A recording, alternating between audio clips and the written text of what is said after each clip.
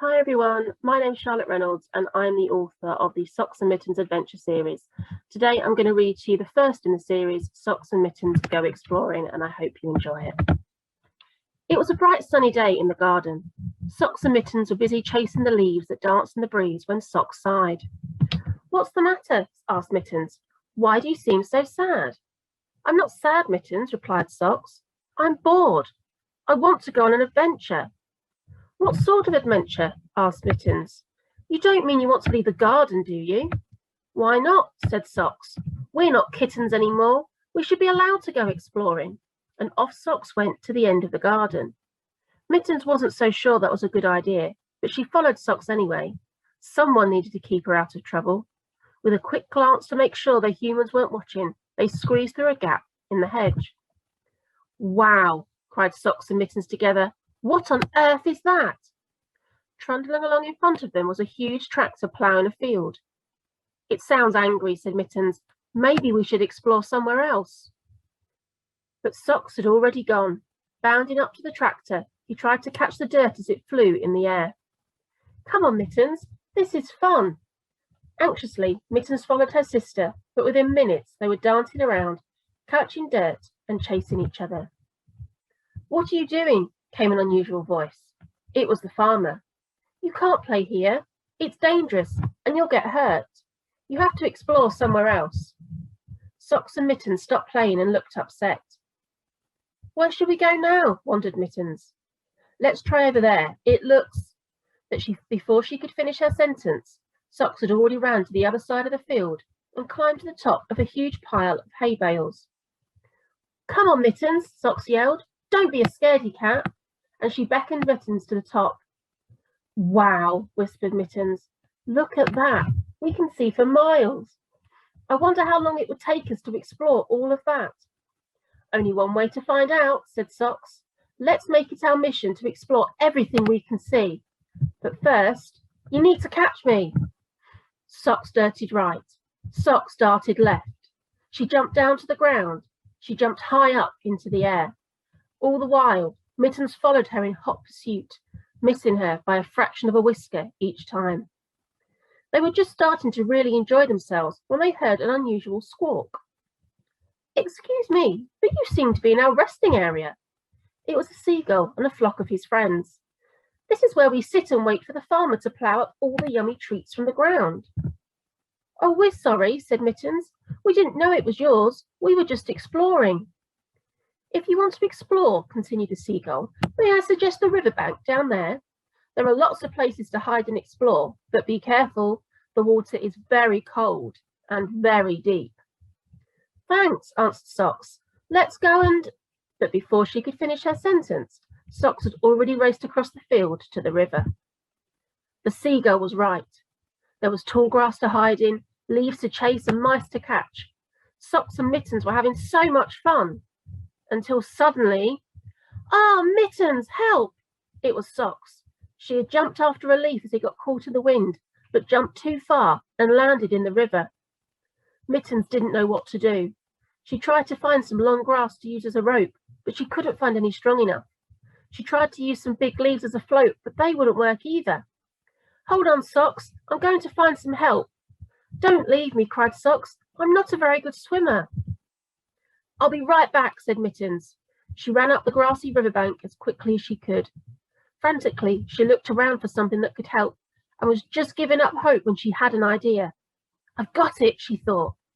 Racing past the riverbank and back to the hay bales, she found the seagull still waiting patiently. "Mr. Seagull," Mittens panted, "please, I need your help. It's Socks. She's fallen in the river and I can't get her out. She can't swim." "Lead the way, Mittens," instructed the seagull, and they all followed Mittens back to the river. Swooping down, Mr. Seagull scooped Socks up with his beak and flew her to safety. "You're very lucky, Socks," he said. "You could have been hurt." "I know," said Socks, hanging her head as she tried to dry herself. "I made a mistake. I think we should probably go home now." "A very wise idea," replied the seagull. "I'll tell you what. Why don't you and Mittens hop on and we'll give you a ride back home?" "Oh, thank you," exclaimed Mittens. "That's very kind of you." They climbed onto the seagull's back and showed them the way to the garden. Could you possibly take us to the hedge? Asked Socks. We weren't supposed to leave the garden. I think our humans will be worried. And sure enough, as they jumped off and snuck back through the hedge, they heard calls of Socks, Mittens, where are you? And the familiar sounds of the treat tin shaking. That was close, said Mittens. I think we'd better stick to exploring the garden for a little bit longer, don't you?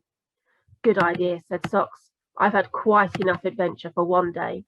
And they both bounded up the garden path, purring and meowing their hellos to their humans. Thanks for listening, and I hope you enjoyed the first story in the Socks and Mittens adventure series, Socks and Mittens Go Exploring. I hope you all enjoy the rest of your World Book Day celebrations and enjoy the other authors that you're going to be listening to throughout the day. Hello, my name's Leslie. I'm the author of Hattie and Friends. Today I'm going to read A Day at the Farm. It was a special day. Hattie and Nisha were going to Whitegate's farm and they were so excited. Hattie was waiting at the window for Nisha to arrive. It was a sunny day which was just perfect. Nisha and her mummy arrived in their red shiny car and beeped the horn. Beep beep! Hooray, they're here at last, said Hattie as she ran to the door. Come on, mummy, let's go. Hattie and Nisha chattered and giggled all the way to the farm. They were best friends and it was fun to be together. Look, I can see the farm, said Nisha. Here we are, said her mummy. When Hattie got out of the car, she wrinkled her nose up and said, "Ooh, cows and sheep," as she smelt the farmyard smells. "Pooh-wee," agreed Nisha with a chuckle. "Come on, girls, let's go and see what animals we can find," said Hattie's mummy. Hattie and Nisha found a big barn with goats, horses, pigs and donkeys. It was very noisy and smelly in there. The baby goats were skipping and jumping around and play fighting with each other. "They're called kids, just like you," Nisha's mummy said. Hattie and Nisha fed the donkeys some special pellets of food. "Hold your hand flat and let them eat the food from your hand," Nisha's mummy said. The donkeys gobbled up the food quickly. "Oh, that really tickles," giggled Hattie. "I think it might be time to feed us now," said Nisha's mummy. "Who's hungry?" "Me," shouted the girls together. "And me," said Hattie's mummy. Hattie and Nisha chose an animal lunchbox in the cafe. They munched their sandwiches, slurped their juice, and watched the chickens strutting around the farmyard. "We can help feed the lambs at 2 o'clock, Hattie's mummy said after lunch. The lambs had a bottle of milk, just like a baby. All the children took turns to feed them. "They're very strong," Hattie said, as the little lamb tugged hard at the bottle. "Can we go for a tractor ride now?" asked Nisha. The big blue tractor was waiting in the farmyard for all the children to climb aboard. It was a bumpy ride. The girls giggled and squealed with delight as the tractor chugged along. On the way back to the farmyard, the girls spotted the adventure playground. "Wow, that looks like fun," Hattie said. "Can we go there next?" Nisha asked. They played in the playground for ages, swinging on the swings and getting dizzy on the roundabout. "Who would like to choose something from the gift shop before we go?" asked Hattie's mummy. "Me, please," shouted Hattie and Nisha together. Hattie chose a pink fluffy pig, and Nisha chose a blue tractor. "This will remind me of my day at the farm," Nisha said. Hattie and Nisha had really enjoyed their day at the farm. They had helped to feed the animals and lots more. "Can we come to the farm again tomorrow?" asked Hattie on their way home. "Well, maybe another day," her mummy said. Thank you for listening to A Day at the Farm. There are 3 other Hattie and Friends books to look out for. Visit our website for more information. Hello, my name's Leslie. I'm the author of Hattie and Friends. Today I'm going to read A Day at the Park. It was a special day. Hattie and Toby were going to Oakland Country Park and they were so excited. Their mummies packed everything they would need. "Let's go," Hattie's mummy said. "Our train leaves at 10 o'clock. Hattie and Toby loved trains. They bought their tickets and waited at platform 2 for the train to arrive. "Here it comes," said Toby. When all the passengers were aboard, the guard waved his green flag and blew his whistle. "Can I sit next to the window?" Hattie asked. "And me," said Toby. During their journey they saw cows and sheep in green fields divided by leafy trees and prickly hedges. They waved and called hello to all the animals as the train hurried along. Hattie and Toby swayed from side to side with the movement of the train. "Clickety-clack, clickety-clack," they said. Then they went through a long, dark tunnel. "Ah!" they squealed together. It was such fun. When they arrived at the park entrance, they all looked at the map. "Shall we go and feed the ducks first?" asked Hattie's mummy. "Oh, yes," Hattie and Toby replied. "It's straight ahead to the lake," Toby's mummy said. The ducks swam across the lake to meet Hattie and Toby. "Break the bread into small pieces," Toby's mummy said. "I can throw it a long way," said Toby. "Me too," said Hattie. The ducks raced each other to be the first to get to the bread. "Let's have our picnic before we find the other animals," Hattie's mummy said. Hattie and Toby enjoyed cheese sandwiches and crisps with orange juice. Toby's mummy shared out some raisins for dessert. They were yummy. After lunch they followed the signs to the animal corner. There were rabbits and guinea pigs hopping and running around. They were munching juicy carrots and crunchy lettuce. Hattie and Toby pretended to be rabbits by copying their twitching noses. They saw 3 brown chickens and a big cockerel called Charlie.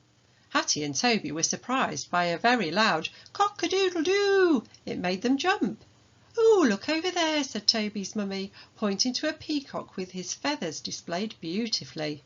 "Wow," said Hattie. Next they walked through the woods towards the playground. Hattie's mummy whispered, "If you're really quiet, we might see a squirrel." As Hattie and Toby tiptoed quietly along, a little grey squirrel ran across the path. The squirrel stopped, as still as a statue, then scampered up the trunk of a big oak tree. Hattie and Toby had great fun balancing on the wooden beams until it started pouring with rain. "Oh, well," Hattie's mummy said, "we can shelter in the cafe. There's just time for an ice cream before we go home." "Hooray!" shouted Hattie and Toby. Hattie and Toby had really enjoyed their day at the park. They had fed the ducks and lots more. "Can we come to the park again tomorrow?" Hattie asked on the way home. "Well, maybe another day," her mummy said. Thank you for listening to A Day at the Park. There are 3 other Hattie and Friends books to look out for. Visit our website for more information. Hello, my name's Leslie. I'm the author of Hattie and Friends. Today I'm going to read A Day at the Seaside. It was a special day. Hattie and Lucy were going to the seaside and they were so excited. Hattie and her daddy packed everything they needed in a rucksack. "Don't forget my bucket and spade," Hattie said. Hattie skipped all the way to the bus station to meet Lucy. Lucy hugged her with excitement when they arrived. "We need to get on the number 5 bus," Lucy told Hattie. "This way, girls," said Hattie's daddy, pointing at a big red double-decker. "Can we sit at the top?" Hattie asked as they climbed on the bus. Lucy's daddy helped the girls upstairs and Hattie's daddy paid the driver and collected their tickets. "Hold tight, please," the driver said as he started the engine. Hattie and Lucy chatted about what they would do at the seaside. "I'm going to ride on a donkey," Lucy said. "Me too," said Hattie, "and build a sandcastle." The girls jiggled and swayed from side to side as the bus trundled along. It was such fun. We can listen for different sounds on our journey to pass the time, Lucy's daddy said. Yes, I can hear a horn. Beep, beep, said Hattie. Lucy joined in. I can hear a motorbike. Brum, brum. They soon arrived at the seaside. When they stepped off the bus, they could hear seagulls screeching as they swooped and swirled above them.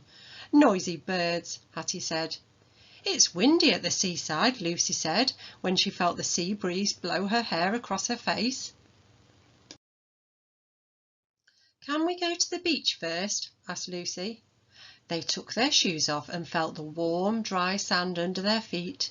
It tickles your toes, said Lucy. Look, I found some shells, Hattie said, and she gave one to Lucy. It's a fan shape, said Lucy. They collected lots of shells of different shapes and sizes, which chinked together in Hattie's bucket. Come on, let's paddle, Hattie said as she took Lucy's hand and led her towards the sea. The girls squealed as the cold waves lapped over their feet. Being at the seaside made everyone feel hungry. Hattie and Lucy shared a tray of chips with wooden forks. They made each other laugh, blowing on the chips to cool them down. These are the best chips in the world, Hattie said. Agreed Lucy, licking her lips. I need my bucket and spade now, Hattie said. Can I help? Asked Lucy. Lucy's daddy helped them to fill the bucket with wet sand and press it down. He turned the bucket over quickly and they all patted the bucket. 1, 2, 3, hooray! He said as he removed the bucket. Well done, girls. I can hear the donkey bells tinkling, Lucy said. Let's find them. Their daddies lifted them into the saddles. The girls held the reins tightly and the donkeys followed each other along the beach, swishing their tails. After their ride, they stroked and patted the donkeys. They're so smooth, Lucy said. It was soon time to catch the bus home. Hattie and Lucy had really enjoyed their day at the seaside. They had ridden on the donkeys and lots more. Can we come to the seaside again tomorrow? Asked Hattie. Well, maybe another day, her daddy said. Thank you for listening to A Day at the Seaside. There are 3 other Hattie and Friends books to look out for. Visit our website for more information. Hello, my name's Leslie. I'm the author of Hattie and Friends. Today I'm going to read A Day at the Zoo. It was a special day. Hattie and George were going to visit the zoo and they were so excited. Hattie's mummy made a picnic with ham sandwiches and chocolate muffins. Delicious. George's mummy brought some sweets for the journey.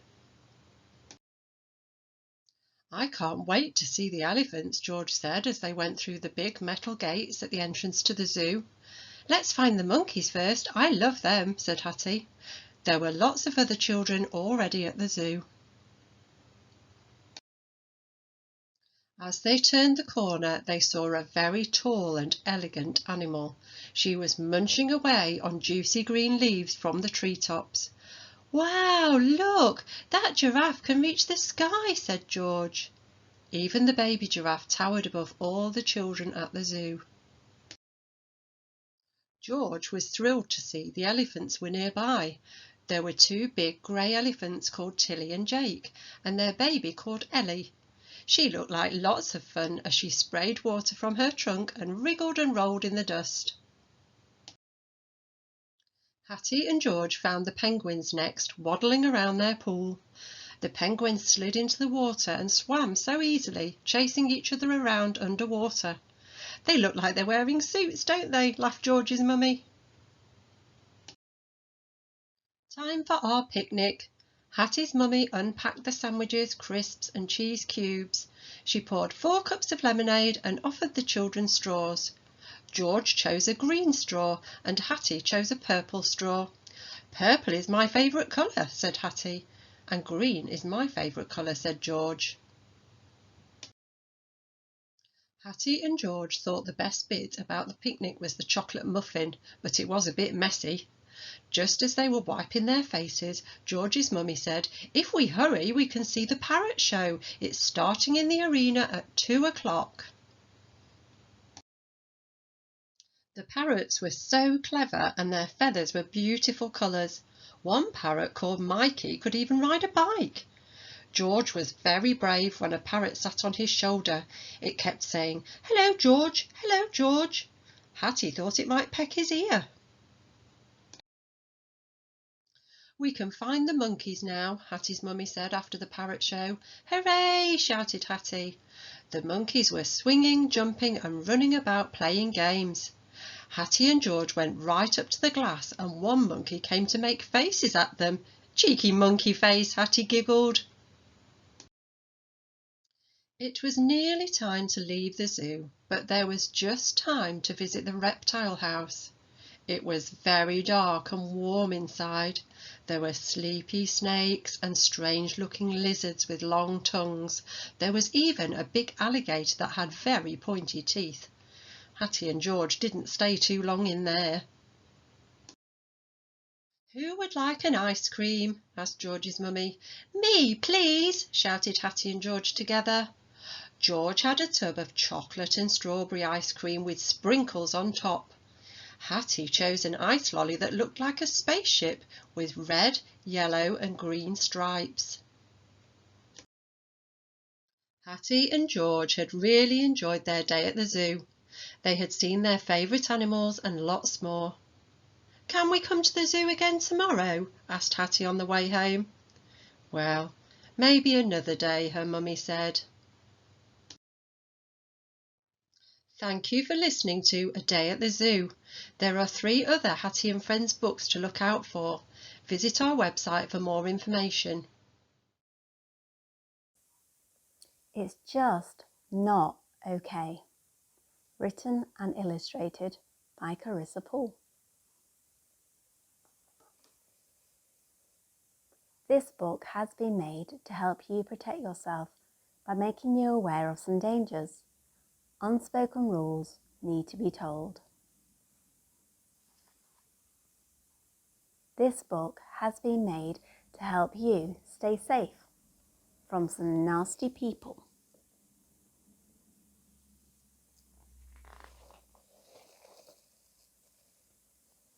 Most people around you would never ever hurt you, but there are some people who may hurt you, so you need to be careful. There are lots of people who are good. They are called stars in this book. There are people who do bad things to children. They are called creepy crawlies in this book.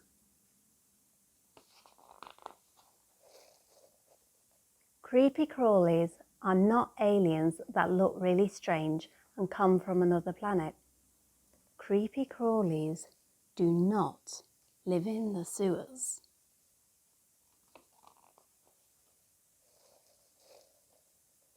They can look just like everyday people, like you and me. The creepy crawlies do bad things to children. They might hurt them, touch children where they shouldn't, or make them touch their private parts. Take photos of them without asking permission from their mum or dad. Show them pictures or films of naked people. Kiss children, making them feel uncomfortable.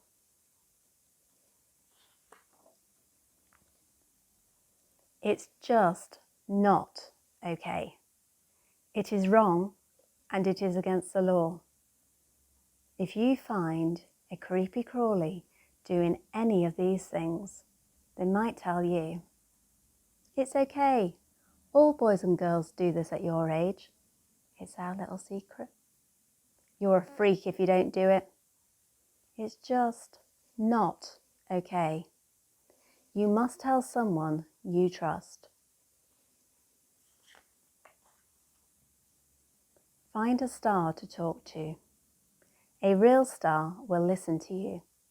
They will believe you and help you so that it will not happen again. Can you find a star? A creepy crawly may live in your life already. Maybe no one has noticed that anything is wrong.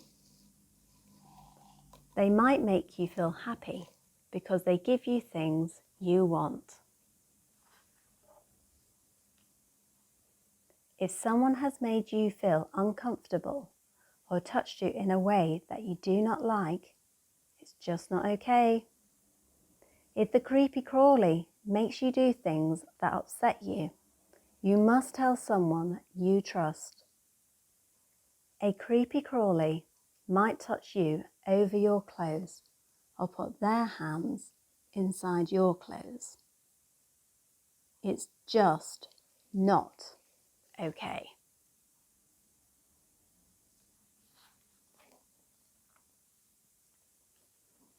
You must tell someone you trust.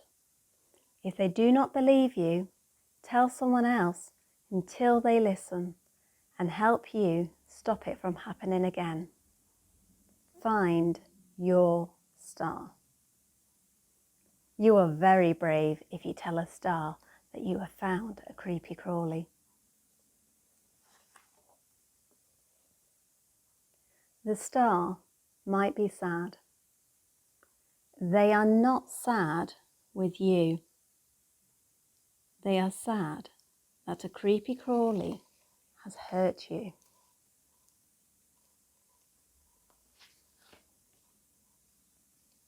If a creepy crawly hurts you or a friend, it's just not okay.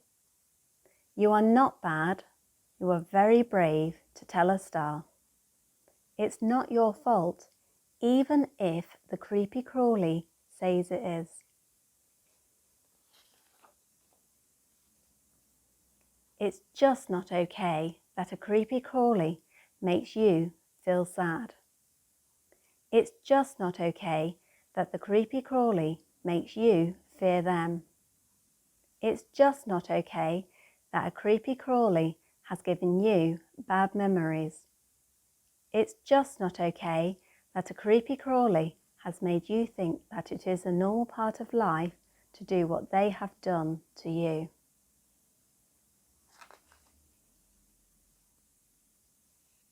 It is okay to be angry or sad, but it's not nice to stay sad for a long time. You might need help to find your smile so that you can run and play happily.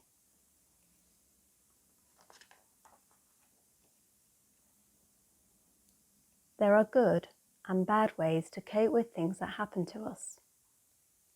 Bad ways hurt you or others. Stars can help you find good ways to make you feel happy about yourself and your future. If you are really lucky, you will not meet any creepy crawlies ever. But if you do, you now know what to do. Look after yourself and always look for your stars. I'd like you now to visit the website that accompanies this book. It is called keepkidssafe.website. So here we are, keepkidssafe.website. There you can download free activities for children, purchase a copy of the book for someone you love, but help break the secretive subject of child abuse and help all children to say, it's just not okay. Hello, my name is Sav. I'm the author of a series of children's books called Morally Island Presents. As you can see, our 2 books that have been released are at the back. Our latest one is Cheating Cheetah and Wise Weasel. Now these are short rhyming stories with a lesson or a moral at the end. For ages anything between 4 and maybe 10 years old. and they're beautifully illustrated by the artist Warwick Eade. So let's have a read of this story. It says, every afternoon in Morley Bay, all the critters would go to play. Football or netball, fielder or batter. As long as they had fun, it didn't really matter. They'd all be laughing, the game would survive, until Cheating Cheetah would arrive. Half the critters would leave straight away, while the rest, the game continued to play. Though they'd give Cheetah a second chance to play the game and skills enhance. But if he thought he'd be second best, he'd have to cheat to beat the rest. If he played football, he'd kick critters' shins. If he played rugby, he'd punch their chins.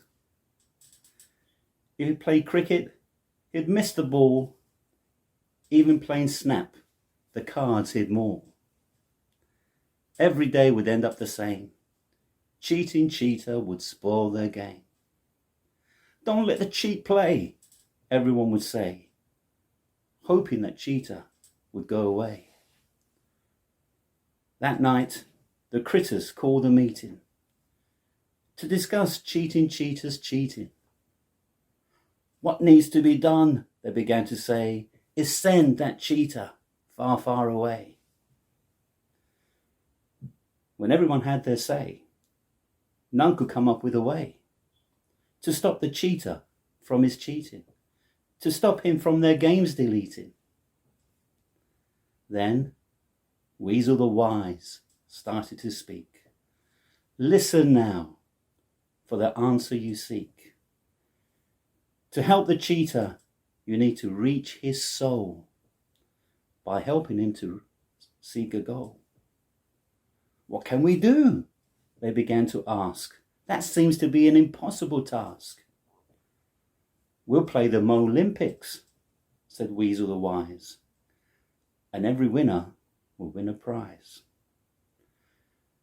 The games began the very next day, and Weasel in his wisdom had found a way to show that each critter has a talent, and to cheat at something isn't gallant. The 100-meter sprint was Cheetah's event, and none his winning could prevent. He was the best at running fast. Cheating at games was now in the past. The lesson? Everyone is born gifted. All the bad habits should be sifted. Press on, be a world beater. Never yourself become a cheater. Hello and happy World Book Day. My name's Joy Pitt and I'm a professional storyteller in the oral tradition. And to me, writing children's books is a natural progression for that. My first book was published in 2019 and it's called The Company of the Silver Hare. And this book that I'm going to read for you today is the second book in the trilogy and it's called Hare Under Moon Hill. And it's published by Hawkwood Books and it can be pre-ordered. It's coming out in April. It can be pre-ordered from any bookshop. So Waterstones or whatever your preference is. And here we go. Lily conjured her butterfly lights and they gazed around fearfully. They were in a small and filthy stone chamber, bitterly cold and damp, with mouldy straw on the floor and rings with chains attached to the walls. At least they haven't chained us up, said Emmet bitterly. There were two small flashes of light and Jimmy and Henny Penny stood before them in their own forms. Oh, Jimmy! Lily rushed to hug him. You were so clever. How did you change so fast? They never had a chance to notice you before you were gone. Jimmy shrugged modestly. My Jimmy saw goblins stepping out. Guessed something bad might happen. Henny Penny clucked comfortably. Jimmy is such a good shapeshifter. Ivan is safe in Ursula's ear, so don't worry about him. If the goblins don't know we exist, we can forage about in our flea form and try to find a way to rescue you all. The rustling sounded again in the corner, accompanied by a hoarse cough. Lily conjured more butterflies, and in the flickering, fluttering light, they could see a small creature huddled miserably in the fragments of a large eggshell about the size of a goose's egg. It coughed again, and the smell of damp soot grew stronger. Lily made her way cautiously towards it. "Be careful, Lily," warned Jenna anxiously. "What is it?" Plump Lily knelt down beside the thing in the eggshell. It flapped small leathern wings feebly and gazed at her fearfully from bloodshot orange eyes. Slowly Lily stretched out her hand, and the little creature sniffed at her fingers suspiciously. She stroked its dirty head gently, and to her surprise, it suddenly hopped onto her lap and nuzzled at her. "I know what it is," Letty said suddenly. "It's a baby dragon. Me and Hetty went to see some newly hatched ones in the caves with Savine and Speedwell. Poor little thing, it doesn't look very well." "I think it's hungry," Lily said. "For some reason those goblins must have put the egg down here and it hatched. Perhaps they forgot about it. It hasn't got any food." Janet swung her rucksack from her back and opened it, pulling out cheese, oaten cakes and dried fruit. She crumbled some of the oat cakes in a beaker and added some water and liquid life force. Lily stretched out her hand for the beaker and held it under the little creature's nose. The effect was electrifying. Its whole head disappeared into the cup, and there was a loud and happy sound of gobbling and an unmistakable belch. After a while the little head popped out again, and the orange eyes gazed at Lily beseechingly. 3 times the beaker was filled, and thrice did the baby dragon demolish the contents. When it was replete, it curled up happily on Lily's lap and put its head under its leathern wing. A gentle snore turned into a damp cough, and it sat up and looked miserable again. "What it needs," said Henny Penny, "is fire. A mother dragon always feeds her babies fire, almost from the moment that they are hatched. Fire is the lifeblood of dragons. If this little one doesn't get some soon, it won't survive." Lily conjured some fire on the tip of her finger and held it out to the baby dragon. The orange eyes widened in delight, and it devoured the fire in much the same way as it had the oatcakes. Lily kept it coming until it turned its head away. The change in the little dragon was remarkable. It seemed to grow visibly larger, its stomach became rounded, and its skin, which had before appeared a muddy grey, now glowed a healthy green with an orange glow to its belly. It rubbed its head affectionately against Lily's shoulder. "There, baby." Lily stroked it gently. "Now you feel better, don't you?" The little dragon opened its mouth, and a small puff of smoke floated out of it. "Mamma," it suddenly said hopefully. Lily looked flabbergasted, and Susanna and the twins burst into hysterical giggles. Even Emmett forgot their perils for a moment and grinned broadly. "No, little one," said Lily hastily. "I'm not your mamma, but I will look after you until we find her." The baby dragon appeared to accept this and settled down on her lap, beginning to purr loudly, little puffs of smoke expelled from its nostrils with each exhalation. "You need a name." Lily was thoughtful. "You sound just like a cat. I'm going to call you Tiddles." This caused more laughter. "Tiddles?" Janet wiped tears of mirth from her eyes. "You can't call a dragon Tiddles." "I can if I want to," said Lily obstinately, and stuck out her lower lip, a look that Emmett knew only too well. "It's a good name and it suits him. If he thinks I'm his mother, I get to name him, so there." Jimmy tactfully changed the subject. "My Jimmy is hungry too. Should we have something to eat?" Jenna unpacked the rucksack and set out the food on a linen napkin, keeping a little of everything back so that she could regenerate it with magic. Everyone suddenly realised how hungry they were and set to for with a will. "What a good thing you packed the rucksack," said Lily gratefully. "I don't think those goblins are going to feed us." When they had eaten and drunk their fill, the children felt much better. Tiddles had some more too, followed by another dose of fire. He was definitely growing larger, and the fire made him quite hot to the touch. They all stroked him to warm their cold hands, and the baby dragon purred harder with delight, rolling over so that they could tickle his belly. "He's very friendly and loving," Susanna marvelled. "I thought that dragons were fierce and dangerous." "Oh, believe me, they are." Henny Penny spoke in tones of authority. "You won't be able to do that to him in a month or 2. "You know a lot about dragons," said Pan in his chattery voice.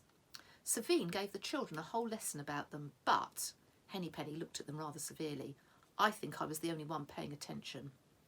"What else do you know about them?" asked Janet, hastily changing the subject.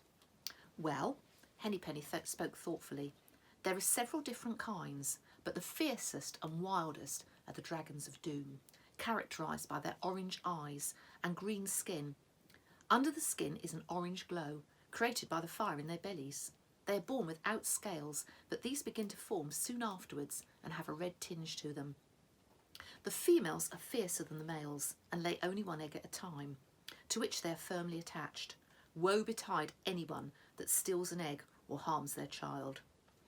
Their worst enemies are the dark goblins, against whom they wage war of the bitterest kind. The dark goblins will steal their eggs for use in spells, and their young can be trained, if caught early enough, and sold to the race of giants that dwell in the wastelands beyond the mountains of dread. This is why the dragons of doom hate the dark goblins so much. "Henny Penny," said Lily in a small voice, "look."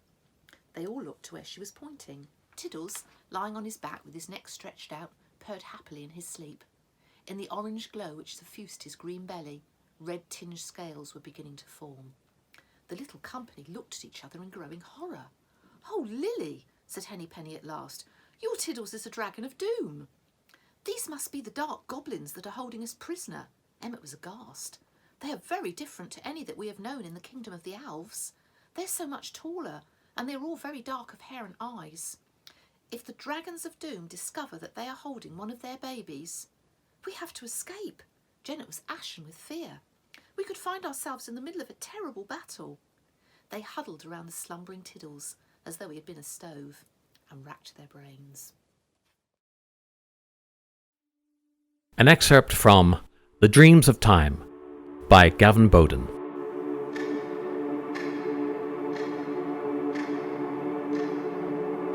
Ryan woke with a start, slightly confused because he was stood outside his house on the other side of the street. The sky was dark with rain clouds, but the air was fresh like the morning. Ryan thought to himself, it cannot be morning already. And more importantly, what am I doing out here? He looked down at his clothes, and he was wearing his favourite blue jeans, the ones with the holes in the knees, his white t-shirt, and his old black trainers, which were a gift from his Auntie June. He still couldn't understand how he had gotten out there. As he walked towards the house, intending to go back in, the front door opened, and a boy walked out of his house. Wait a minute. Who was coming out of his house? It looked like him. He was wearing his school uniform and carrying his black high-tech bag. Ryan stood there in the middle of the road, not quite believing what he was seeing. As the boy walked down the garden, Ryan could see that it was himself. Me? What? He thought, confused. At that point, a car sounded its loud booming horn, which made Ryan jump out of his skin. He turned to look at the angry man in the blue car and stepped apologetically onto the path. The boy who looked like him had started lazily walking down the street towards school, so Ryan decided to follow. The boy took the same route as he would to meet Jed and Paul, down Eleanor Street, through the park and across Smithson Road. Ryan followed from a safe distance. He didn't want to be seen by the boy, but was really intrigued by the events of that chilly morning. He watched as the boy stood in the corner of Smithson Road and Wellington Street, waiting. He couldn't be waiting for his friends, could he? Thought Ryan. The next thing, both Jed and Paul rounded the corner and greeted the boy. As they did, Jed dropped his bag, and the contents rolled across the pavement, just as it had done the day before. Ryan thought he must be dreaming. He pinched himself to see if he'd wake up, but all it did was sting. Then he remembered that the day before, just after he had met up with the guys, the milkman drove past them, and a bottle of milk had fallen from the cart and smashed on the floor in front of them. Just at that moment, exactly the same thing happened.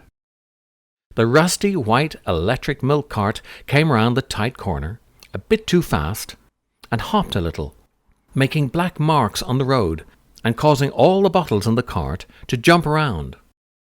One of the bottles escaped its crate and smashed violently on the road, spilling its milky white contents all over the tarmac. It can't be, thought Ryan. Am I dreaming about yesterday? About what happened? He ran across the busy road to carry on his observations of the boys. It was weird, because there he was, watching himself and his friends go about the happenings of the day before. As he jumped onto the pavement on the other side of the road, he accidentally kicked the curb, tripped, fell, and bumped into an old lady walking along with her dog. The dog was cute and had black and white patches all over his back. The lady tried to steady herself and in doing so dropped the dog's leather lead. The small dog was startled by all the commotion and shot off like a bullet down the street. Within a couple of seconds, he ran around the corner and was gone. The round-faced old lady was furious, shouting and screaming at Ryan, while she hurriedly shuffled in the direction the dog had run. Ryan tried to apologize with no avail, so continued following the boys towards the school.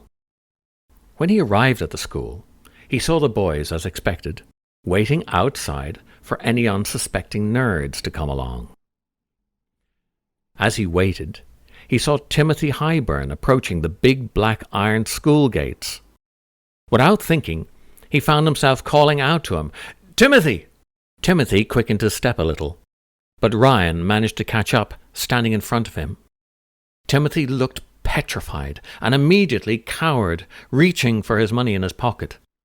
"I don't want your money today, Tim, but I want you to go in through the east exit. Don't go in this way because my friends are waiting for you and you know what they're like," said Ryan.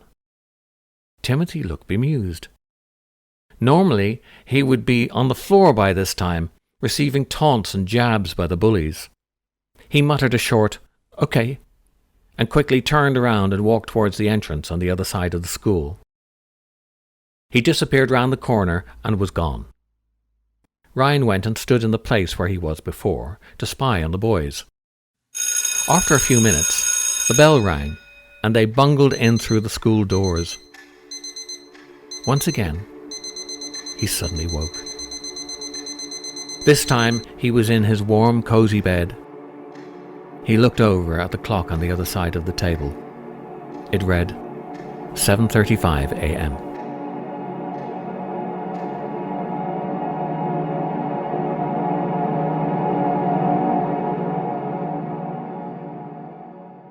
To follow Ryan on his time-travelling adventure, go to www.gavinbowden.co.uk and order your signed first edition copy of The Dreams of Time.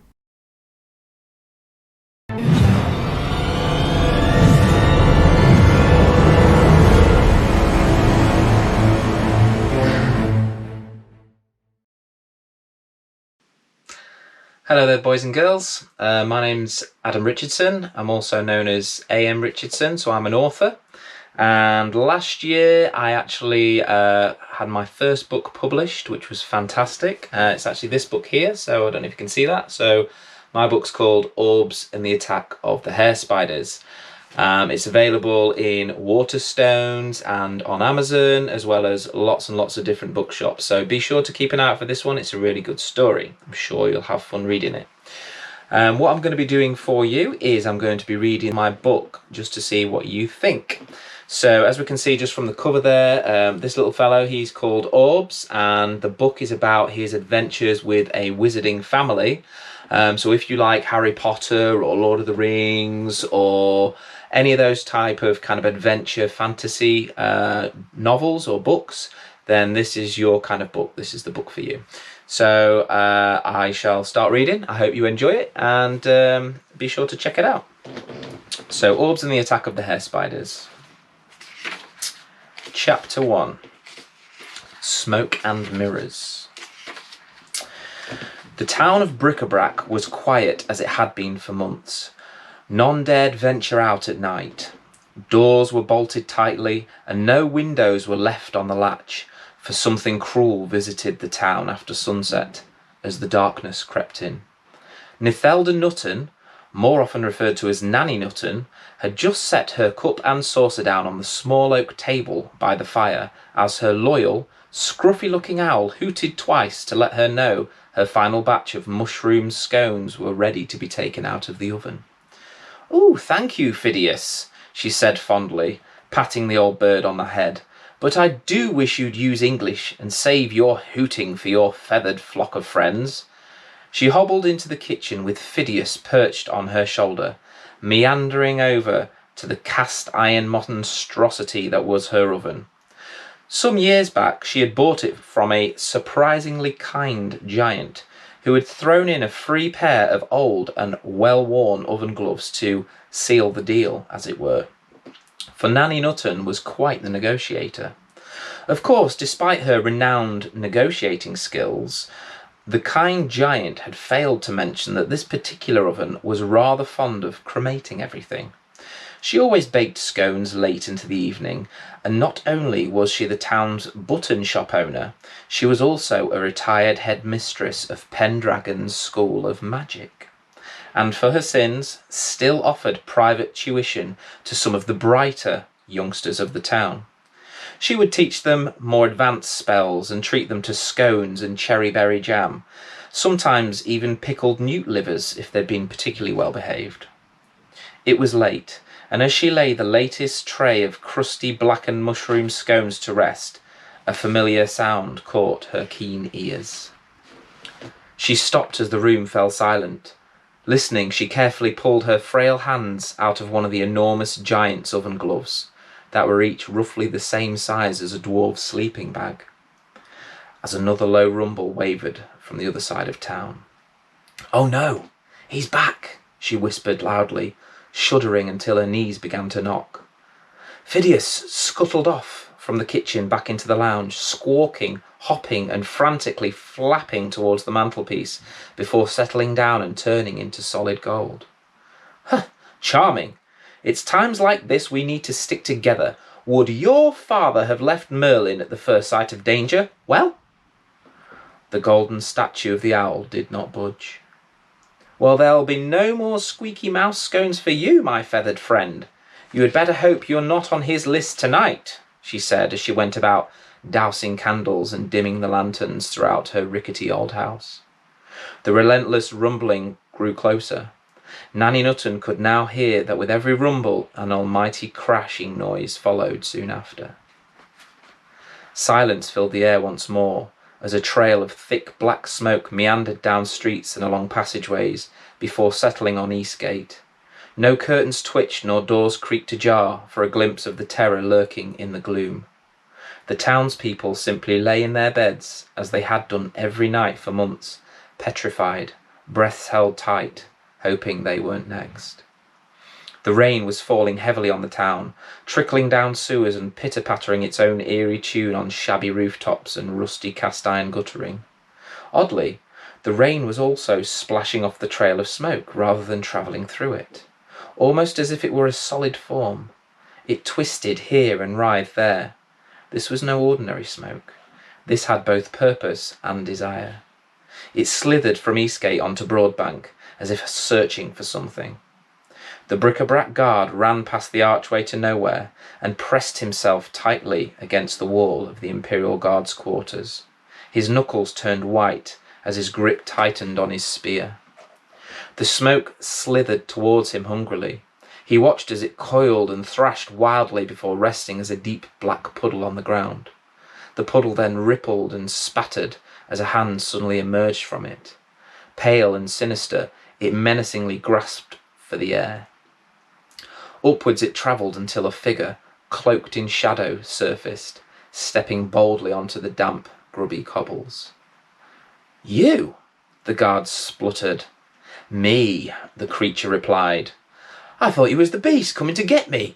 I very nearly killed you with me spear," the guard spat angrily. "What beast?" the creature replied, smiling.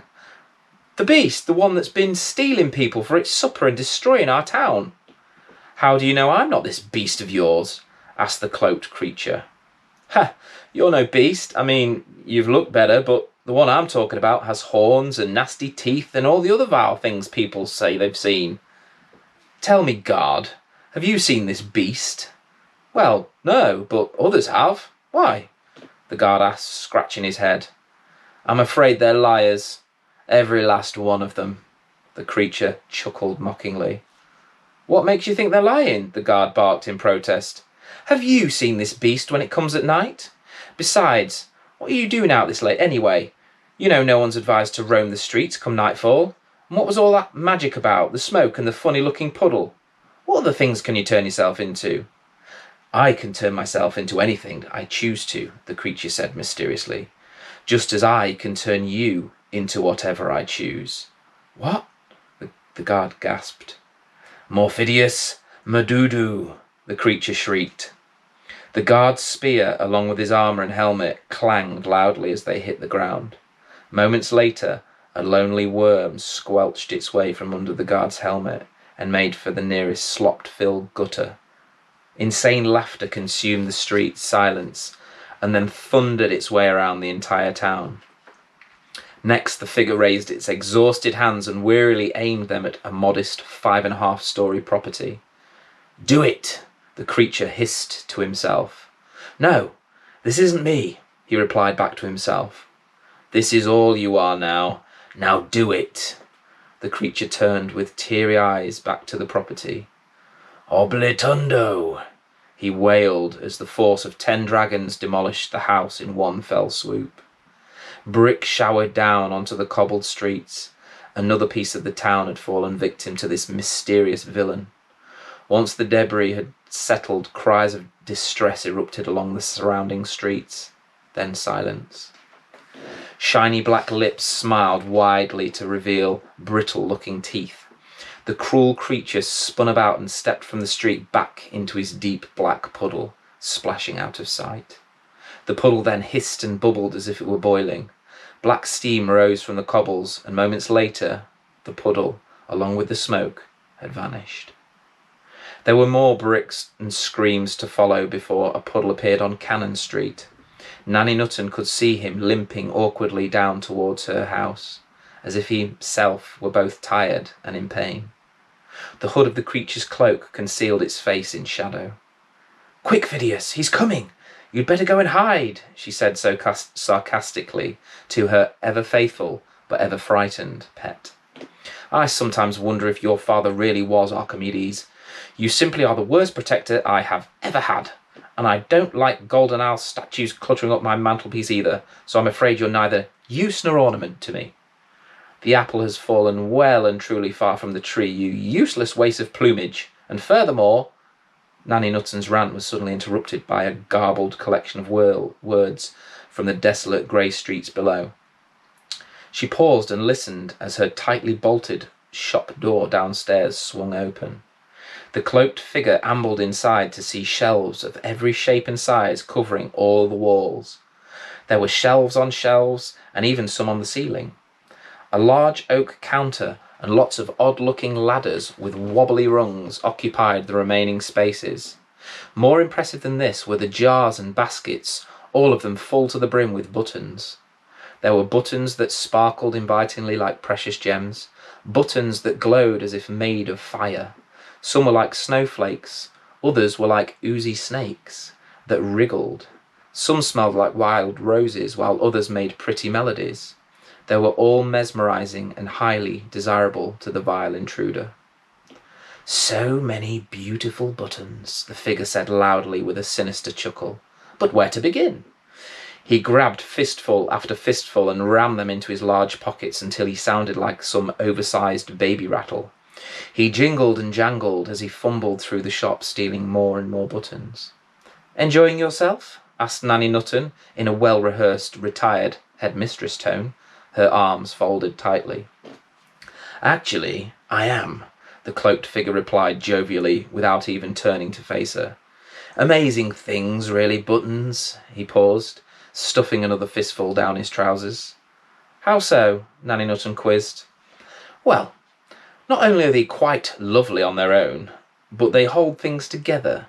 Help us maintain our dignity, you know, a bit like... Good manners, Nanny Nutten interrupted. I was actually going to say women, the cloaked figure replied. now turning to face her. "What are you?" Nanny Nutten asked authoritatively. "And what do you want with my buttons?" "Be quiet, crone." "I am not here to listen to the nonsense of an old lady," the cloaked figure spat. "I'm tired of your words and your buttons." "Then leave. Have you not caused enough pain tonight?" Nanny Nutten said coolly.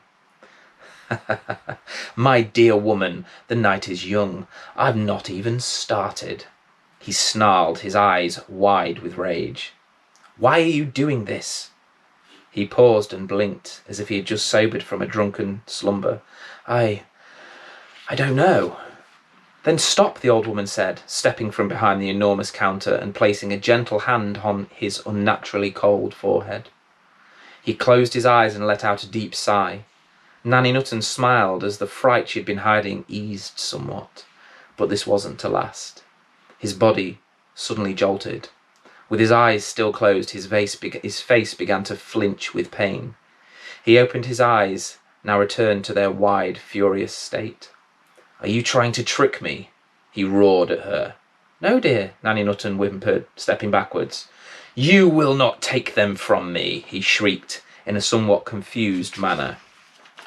"Keep the buttons, dear," she said with a forced smile that she had hoped would conceal her fear. "They're mine, crone," he thundered. "This town is mine." "Okay, dear, there's no need to get upset," she said, trying to reason with the dark villain. Yes, you're right," he muttered under his breath. "I was right, though. Buttons are like women. You see, when a button becomes old, it has no use. No one misses old buttons. They just replace it with a shiny new one. Old buttons just disappear. So with that in mind," the cloaked figure paused and grinned wickedly. He raised his gaunt hands and aimed them directly at her. "Now!" Nanny Nutten yelped. In an instant, several jars fizzed and popped. Buttons pinged off in all directions, and all of a sudden, several people were stood in the shop. Men with long beards and peculiar hats stood alongside women dressed in glorious gowns of shimmering greens and purples. As the storm of buttons ended, the cloaked figure looked up to see numerous wands and staffs aimed at him. "Do not move," spoke a familiar voice to the creature. "Ah, Luther! How lovely to see you after so many months. Tell me, how are Lizzie and the children?" The group of witches and wizards looked baffled at each other, but none more so than Luther. "You leave them out of this," Luther thundered, wondering how the creature knew his name. "This ends tonight. You can either surrender and be offered a fair trial, or we finish you." Now that's a toughie," the cloaked figure said mockingly, while smirking under the shadow of his hood. "How about I let you all know tomorrow?" "I believe you seriously underestimate the gravity of your actions, beast. We will have no choice," Luther said gruffly. "It's just a few buttons," the cloaked figure replied, shrugging his shoulders like a scorned child. "What about the destruction of our town? The disappearances? The murders?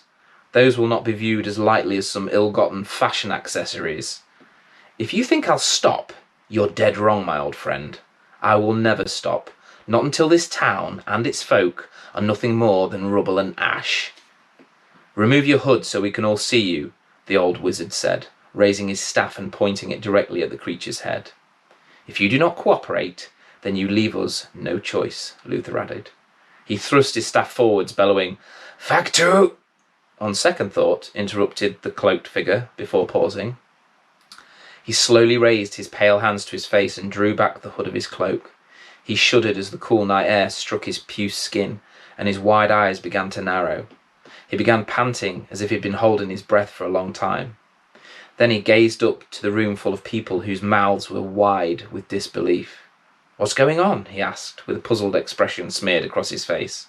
"Luther, what are you doing here?" "The question we need answering, my lad, is what are you doing here?" I don't know," the cloaked figure answered. "It's a trick, Luther. Finish him while we have the chance," hissed a scrawny-looking wizard with a long faded ginger beard. "Wait," the cloaked figure pleaded. I don't even know my name," he said, rubbing his face with trembling hands. "Well, my lad, your name is Griffin, and we're your friends," Luther said calmly. "Griffin?" the cloaked figure said, staring blankly back at the group. "Here, Perhaps this will help, Luther said softly, offering the cloaked figure a mirror. The dark creature took the mirror and gazed deeply at its reflection. I have no memory of this face. He paused again, unable to finish his sentence. He shuffled and squirmed uneasily before fainting in a heap on the button shop floor. I can't believe it, Nanny Nutton gasped. All this time it was Griffin. Yes, it appears we were all wrong. He hadn't been taken like the others. He was the very evil we thought had taken him too. What do you mean? What are you saying? Commanded the ginger wizard. Why, isn't it obvious, Fonzo? Luther said coldly, staring at the unconscious creature on the shop floor. Griffin is Blackmouth. So that's the first chapters of the book. As I say, it's called Orbs and the Attack of the Hair Spiders. It's a middle grade book, so it's basically for years, like age group of 12 years plus. Yeah, available again, Waterstones and Amazon, as well as lots of other online bookshops. So check it out, and I hope you enjoyed it. Thank you very much for listening. Take care. Bye. The Roostone by Janet Stock. The inn was nestled comfortably on the edge of a forest, at the top of a clearing and sheltered by trees. It had been there for as long as anyone could remember, but still a few of the old folk claimed to know how and when it had appeared. Some of the elders told of shadowy beings that used to live in the forest. They said these shy ones had built the inn as a way of ingratiating themselves with the new human settlers of an infant town, now known as Black Forest. The forest had been home to the creatures for all time past, and they'd wanted to befriend the humans rather than risk expulsion.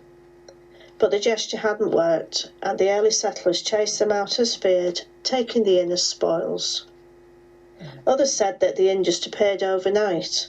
One day the clearing was occupied by the delicate moon-blue deer that made the forest their home. The next, the inn had taken up residence. The fact remained that however it was birthed, the inn was the focal point of the surrounding area and was always busy. Day and night it held locals and travellers of all kinds. Many strange and mysterious figures had frequented the inn, some not being seen for many years, so many years that they were thought to be extinct, as was thought to be the case with the Roo. These were the most enigmatic of creatures, and the patrons spent many a night debating whether these mystical figures still existed. As with the legend of the shadowy beings, there were some who claimed knowledge of the Roo, and some who professed to have seen one in living memory. The younger members of the town smirked at the old one's memories, sniggering as they scoffed at the stories, dismissing the accounts. Jana wasn't sure what to believe. She had worked at the inn for nearly a year, and in that time she had heard many stories about many creatures and supernatural beings, so many in fact that at times they had all seemed to merge into one great myth in her head. Never quite sure what to believe, the strident conversation and the heady, lively atmosphere in the inn provided a potent stimulus to a young girl. Many a night she had gone to bed thinking about the creatures, the inn, and any number of other legends that she had heard discussed in the bar. It often resulted in some interesting dreams. That night the inn held many travellers who had come inside to escape the forest weather, which was curious itself, having 3 seasons. The first season, Insel, was a constant light and fresh rainfall. Then came a longer period, Tumnil, consisting of a dull sky and a cool but not unpleasant breeze. Finally there came a foggy and intensely icy period, Winter. The inhabitants of the enigmatic town had woken to the first appearance of the Winter fog that morning. By early evening it had introduced a hard frost to its domain. As she cleared cups away, Jana smiled as she heard the locals regaling tales yet again. The travellers they were trying to impress sat captive, drinking their ales as if in a trance, the narrators' voices rising in volume with each story, trying to outdo the next. Some of the travellers had been in the inn on previous visits and had heard the stories before. These veterans drifted away and huddled around the fire to talk about subjects that were more interesting to them, such as trade and unfair tariffs. To keep the inclement weather at bay, the inn had 2 huge fires lit on either side of the room. These were so large that their cackles and snaps would occasionally drown out the cacophony of voices on a busy night. Hissing and spitting, they forced the cold to leave the company alone. Atop them were huge mantles made from the same pale stone as could be seen on the outside of the inn. They held various items: small stuffed mammals, vines of ivy, and a couple of portraits. The largest picture on display was that of the landlord's wife. She had died in childbirth, and that child, Hera, now worked in the inn also. At the right side of each of the fires sat worked metal tools, used to light and clean them. Jana had used them many times, and she could vouch for their strong and heavy makeup. They were black and had curious little creatures carved into their handles, creatures she had no knowledge of. On the other side were buckets of kindling and bigger logs that had been cut from the trees at the back of the inn. Sometimes these had been cut by landlord Vune, but most were felled by Jana's father, the local timber merchant. Because of this, she knew all about the unusual trees that sat around the town and the inn, known locally as spirit trees. Their outer bark looked almost black, but hidden within this darkness was a mix of pale swirls of blue, red and green, weaving their way along the trunks and their unusually long branches. At night, the trees would shine radiantly in the moonlight, and the swirls of colour seemed to dance and wriggle, as if they were taking part in some form of revelry that only they had been invited to. When the wood burned, it threw off kaleidoscopic flames, and it was said if you sat staring at the colours for too long, you'd become spellbound and wouldn't be able to tear yourself away. All around the room were torches, mounted high on the walls, throwing off flickering light, jumping and jittering. It appeared as if they wanted to join in with the conversations and tell their own stories, making weird cavorting patterns on the walls as they did so. The furniture was all carved from the same spirit tree wood. It was ornate and had a feeling of still being alive when touched. Jana's small-heeled shoes tap-tapped on the stone floor as she went from table to table. It was late now, and soon people would start to drift home, and closing time couldn't come soon enough. She was ready for her bed. There were now 3 tables that were empty, the company having left for the night. Resting a large tray on her hip, she went over to start collecting the discarded cups. She placed as many as she could onto the tray, then carefully carried them back into the kitchen. When she walked back out into the bar, she saw him coming through the door. The early winter fog seemed to wrap around him, as if trying to tempt him back out into the night, but he didn't seem to notice the fragile bonds that swirled around him. She could see a low moon hanging in the sky, looking like an ice-blue crystal ball, and it silhouetted him, giving him an ethereal air. He looked around briefly, assessing his surroundings, and being satisfied with what he saw, stepped into the bar. The heavy door slammed shut behind him, just a fraction before the fingers of fog and cold air took hold on the nearest customers. She couldn't take her eyes from him. No one else noticed him at first, but as he walked through the room, Jana saw that the men were halting their conversations. He didn't seem to be aware of or concerned about the attention he was attracting. Confidently, he strode past the wide eyes and open mouths to a booth. Sliding a battered leather sack onto the bench, he sat himself down with a flick of his thick grey cloak. He shook the cloak a little to remove some of the damp, and as he did so his hood fell back and she saw his flowing hair shining in the torchlight. Rubbing his hands together as if to warm them, still either unaware of the interest he had caused or not paying any heed to it, he turned his head to attract her server's attention. Jana exhaled, not realising that she had been holding her breath. The Roo was looking straight at her. Gaia's Breath by Susan York. Climbing the steep and narrow spiral staircase while trying to keep a mug of metal tea steady isn't the easiest task, but it's one I'm well accustomed to. Cliff turns away from the crenulations of the observation tower as I reach the top.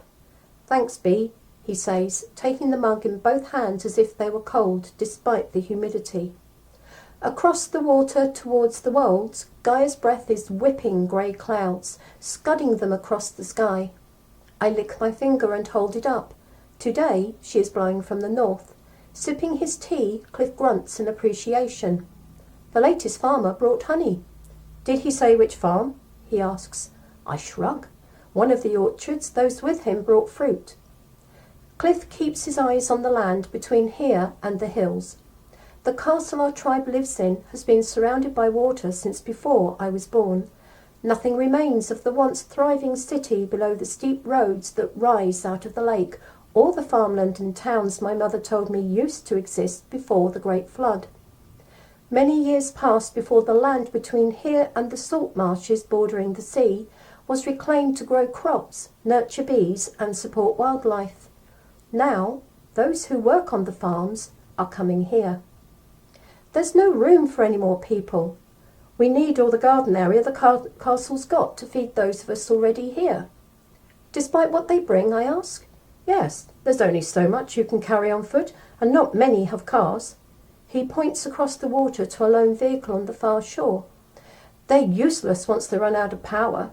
The nearest charging bays are on the farms, and if what we're hearing is true, it's not safe to go there. He pauses, then says, "We can't raid those farms anymore, so need to be self-sufficient." I can only agree. Sleeping and feeding extra bodies is difficult in the confined space of our walls. The prison cells we live in number under 100, and they're stacked over 2 floors. The ground floor of the building is used for storage and holds various workshops, plus there is a kitchen and an area we gather in to eat. I place my arm around his waist. Cliff leans his hard body against mine and we stand together for a moment. "Who's taking care of Holly?" Cliff asks. "Fern." Taking his eyes off the far shore, Cliff looks at me. His bushy eyebrows rise high in his craggy forehead. "Fern? Well, I never." He once again looks towards the wolds. "She sees a future for Holly. Others don't." A brief nod is all the acknowledgement I get as Cliff shades his eyes with his right hand. After focusing intently on the distance, he says, "Tell Heather to send 2 boats. Our hunters return, and they've got 4 others with them." I head down the steep stairs until I reach the castle walkway. Heather is in the grounds praying to Gaia. The altar of our goddess stands near the gardens we till and plant from seeds stolen, in the past, from the now stricken farms. It is fitting that where we worship our deity is close to the soil amidst all this stone, for Gaia is a living entity. Disrupting someone at prayer is never a thankful task, but Heather merely sighs. "What meat were the hunters carrying?" she asks. Cliff didn't say. The direct stare I get tells me I should know. Heather folds her arms below her breast, saying, "Let's hope they've got more than a few rabbits and hares. There's plenty of wildlife now, but it won't be long before it's as scarce as before. Scarcer, maybe." She abruptly walks away, heading towards the castle gate to pass the message on and arrange a greeting party. Heather's back is straight, and her long plait swings with the sway of her hips. Despite this suggestion of femininity, she is physically commanding, tall and muscular.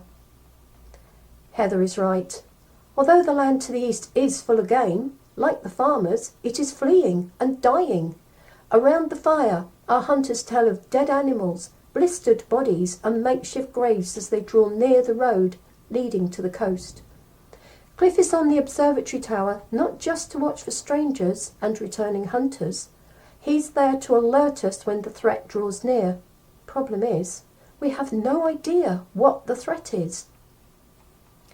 Fern smiles as I enter the square cell which is my home. It is one of a few corner rooms which are big enough in the prison complex to house a family. Once the rooms and corridors were painted cream. They would have reflected the sun when it streamed in through the tall arched windows at each end of the building, through the smaller windows in each cell. The black wrought iron staircases between the floors would have gleamed. Once the prison would have been full of light. Now most of the paint has flaked off, revealing dull grey stone beneath. Curved iron staircases are tinged with orange rust. When the sun does shine through what remains of the windows, the building hums with an oppressive dullness. Placing a finger against her lips, Fern rises from Holly's bed and joins me by the door.